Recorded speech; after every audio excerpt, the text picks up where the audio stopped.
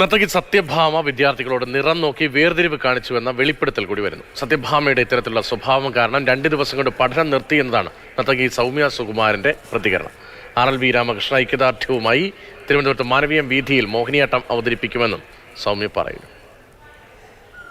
RLV രാമകൃഷ്ണനെതിരായ നർത്തകി സത്യഭാമയുടെ പരാമർശത്തിൽ പല കോണുകളിൽ നിന്നും വിമർശനം ഉയരുന്നുണ്ട്.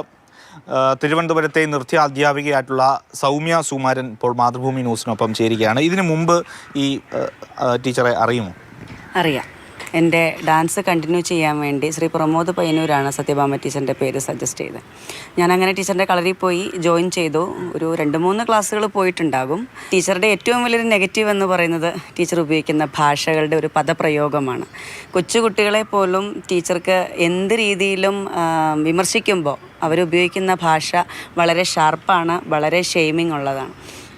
അപ്പോൾ അതുകൊണ്ട് തന്നെ 2 ദിവസത്തെ ക്ലാസ് കഴിഞ്ഞതിന് ശേഷം ഞാൻ തന്നെ ടീച്ചറുടെ അടുത്ത് പറഞ്ഞു, എനിക്ക് കണ്ടിന്യൂ ചെയ്യാൻ ബുദ്ധിമുട്ടാണ്, അതിൻ്റെ റീസൺ ഇതാണ് എന്ന് തന്നെ പറഞ്ഞിട്ടാണ് ഞാൻ ടീച്ചറുടെ അടുത്ത് നിന്ന് മറുപടി എന്തായിരുന്നു?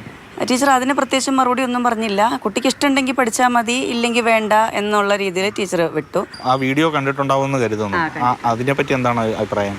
വളരെ വളരെ എന്താ പറയുക, ഒത്തിരി വിഷമമുള്ള ഒരു വീഡിയോ ആണ്. സമൂഹത്തിലെ ഏതൊരു വിഷയവും കുറേയും കൂടി ആളുകളിലേക്ക് എത്തിക്കാൻ നമ്മൾ ഉപയോഗിക്കുന്നത് കലയാണ്. അത് പാട്ടായാലും നാടകമായാലും നൃത്തമായാലും ഒക്കെയാണ്. അപ്പോൾ സമൂഹത്തെ ബോധവൽക്കരിക്കേണ്ട നൃത്തരൂപം തന്നെ ചെയ്യുന്ന ഒരാൾ വളരെ മോശമായിട്ട് ടീച്ചർ നിൽക്കുന്ന മണ്ഡലം വരെയും കൃത്യമായിട്ട് പറയുന്നുണ്ട്. മോഹിനിയാട്ടം ആൺകുട്ടികൾ അവതരിപ്പിച്ചാലും പെൺകുട്ടികൾ അവതരിപ്പിച്ചാലും നമ്മൾ നിൽക്കേണ്ട മണ്ഡലം കാലകത്തി വെച്ച് തന്നെയാണ്. പിന്നെ നൃത്തത്തിൽ നമ്മൾ ഏറ്റവും കൂടുതൽ എടുക്കുന്ന ഇനങ്ങൾ ആരുടെയാണ്? കൃഷ്ണൻ്റെ, നീലകണ്ഠൻ്റെ. ഇവരെയൊക്കെ നമുക്ക് നൃത്തത്തിൽ അവതരിപ്പിക്കാം, ഇവരെയൊക്കെ വാഴ്ത്തിപ്പാടാം. പക്ഷെ എന്തുകൊണ്ട് ഒരു കലാകാരൻ, ഒരു മനുഷ്യന് ഇങ്ങനെ ആകുമ്പോൾ ഇത്രയേറെ അധിക്ഷേപങ്ങൾ കേൾക്കേണ്ടി വരുന്നത്? പല നർത്തകരും പറയാറുണ്ട്, ടീച്ചർ കളറ് കുറഞ്ഞവരെ, ആ നൃത്ത ഭംഗി ഇല്ലാത്ത ആൾക്കാരെ ടീച്ചർ മത്സരിപ്പിക്കാൻ ഇറക്കാറില്ല, ടീച്ചറുടേതായ താല്പര്യത്തിൽ ഇറക്കാറില്ല. പിന്നെ കുട്ടികൾ അവരുടെ നിർബന്ധത്തിൽ ഇറങ്ങണമെന്ന് ആഗ്രഹിച്ച് ചെയ്യുന്ന പിള്ളേരേ ഉള്ളൂ. ടീച്ചറുടെ വിദ്യാർത്ഥികളുടെ സൗന്ദര്യം കുറവുള്ള കുട്ടികളുടെ ഒരു അനുഭവം അതാണ്. ടീച്ചർ അവിടെ പോയി 2 ദിവസം ഉണ്ടായിരുന്നെന്ന് പറഞ്ഞു.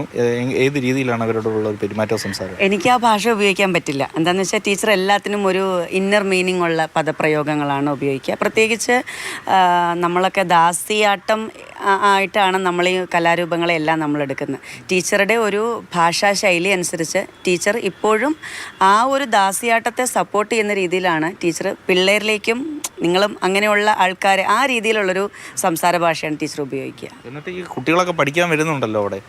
ടീച്ചറുടെ അടുത്ത് പഠിക്കാൻ കുട്ടികൾ കുറവാണ്. കലാമണ്ഡലം സത്യഭാമ ടീച്ചറുടെ ഒരു പേരിനും പ്രശസ്തിക്കും അനുസരിച്ചുള്ള കുട്ടികൾ അവിടെ ഇല്ലെന്ന് വേണം പറയാനായിട്ട്. സത്യഭാമയുടെ ഭാഗത്ത് നിന്ന് ഇതുപോലെയുള്ള പല അനുഭവങ്ങൾ പലർക്കും നേരിട്ടിട്ടുണ്ട്. അത് നേരിട്ട് കണ്ട ഒരാളാണ് അതിൻ്റെ അനുഭവം നമ്മളോട് പറഞ്ഞത്. പ്രേം ശശിക്കൊപ്പം AK സ്റ്റെഫിൻ, മാതൃഭൂമി ന്യൂസ്, തിരുവനന്തപുരം.